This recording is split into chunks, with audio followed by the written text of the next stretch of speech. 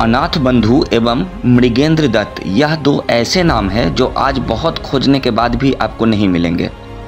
योद्धाओं जैसी वीरगति पाने वाले अनाथ बंधु एवं मृगेंद्र दत्त के नाम को चाटुकार इतिहासकारों ने इतिहास से मिटाने की हर संभव कोशिश की, क्योंकि इन्होंने चरखे को छोड़ अस्त्रों को अपना हथियार बनाकर अंग्रेजों की जड़ों को हिलाकर रख दिया था। यह कितनी शर्म की बात है कि बेहद ही कम उम्र में बड़े अंग्रेज अधिकारियों को मौत के घाट उतारने वाले जिन वीरों का इतिहास स्वर्णाक्षरों में लिखा जाना चाहिए था, जन जन तक पहुँचाया जाना चाहिए था, जिनका समाज में पूजनीय स्थान होना चाहिए था, भारत की तथाकथित सेकुलर नीति और खुद से खुद के लिए गढ़ी गई सत्ता नीति के चलते इतिहासकारों की लिखी लाइनों में इन्हें जगह देने लायक भी नहीं समझा गया। दरअसल ऐसे वीर योद्धाओं का इतिहास यदि समाज जान जाएगा तो स्वयं को संपूर्ण आजादी का श्रेय देने वाले परिवार की पूछ परख ही समाप्त हो जाएगी। यदि स्वतंत्र भारत के लोग अनाथ बंधु एवं मृगेंद्र दत्त समेत उन गुमनाम क्रांतिकारियों का गौरवशाली इतिहास जान जाएंगे जो अपनी जान हथेली पर लेकर घूमते थे एवं आजादी हेतु अपना सर्वस्व भारत माता के चरणों में न्यौछावर करने को तत्पर रहते थे, तो स्वाभाविक ही भारतीयों में उनके प्रति आदर की भावना जागृत होगी। फिर चरखे वाले नेताओं को कौन पूछेगा। बस यही एक कारण है कि अनाथ बंधु एवं मृगेंद्र दत्त जैसे वीर क्रांतिकारी आज इतिहास में स्थान नहीं पा सके हैं।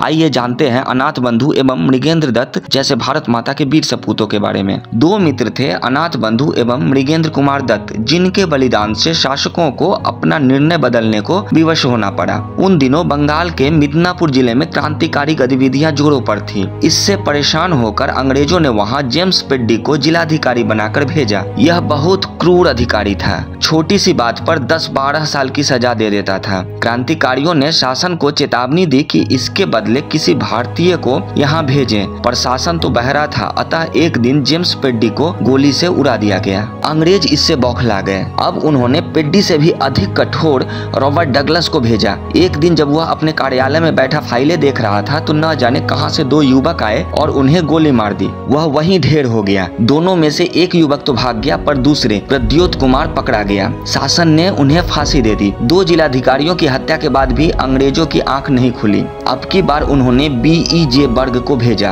बर्ग सदा 2 अंगरक्षकों के साथ चलता था। इधर क्रांतिवीरों ने भी ठान लिया था कि इस जिले में किसी अंग्रेज जिलाधिकारी को नहीं रहने देंगे। बर्ग फुटबॉल का बहुत बड़ा शौकीन था और टाउन क्लब की ओर से खेलता था। 2 सितंबर 1933 को टाउन क्लब और मोहम्मडन स्पोर्टिंग के बीच मुकाबला खेला जाना था। खेल शुरू होने से कुछ देर पहले बर्ग आया और अभ्यास में शामिल हो गया। अभी बर्ग ने शरीर गर्म करने के लिए फुटबॉल में 2-4 किक ही मारी थी कि उनके सामने 2 मित्र अनाथ बंधु एवं मृगेंद्र कुमार दत्त आकर खड़े हो गए। दोनों ने जेब में से पिस्तौल निकालकर बर्ग पर खाली कर दी। वह हाय कहकर धरती पर गिर पड़ा और वहीं मर गया। यह देखकर बर्ग के अंगरक्षक इन पर गोलियां बरसाने लगे। इनकी पिस्तौल तो खाली हो चुकी थी, अतः जान बचाने के लिए दोनों वीर दौड़ने लगे, पर अंगरक्षकों के पास अच्छे शस्त्र थे। दोनों मित्र गोली खाकर गिर पड़े। अनाथ बंधु ने तो वहीं प्राण त्याग दिए। मृगेंद्र को पकड़कर अस्पताल ले जाया गया। अत्यधिक खून निकल जाने के कारण अगले दिन वह भी चल बसे। इस घटना के बाद पुलिस ने मैदान को घेर लिया। हर खिलाड़ी की तलाशी ली गई। निर्मल जीवन घोष, ब्रज किशोर चक्रवर्ती और रामकृष्ण राय के पास भी भरी हुई पिस्तौल मिली। ये 3 भी क्रांतिकारी दल के सदस्य थे। यदि किसी कारण से अनाथ बंधु और मृगेंद्र को सफलता न मिलती तो इन्हें बर्ग का वध करना था।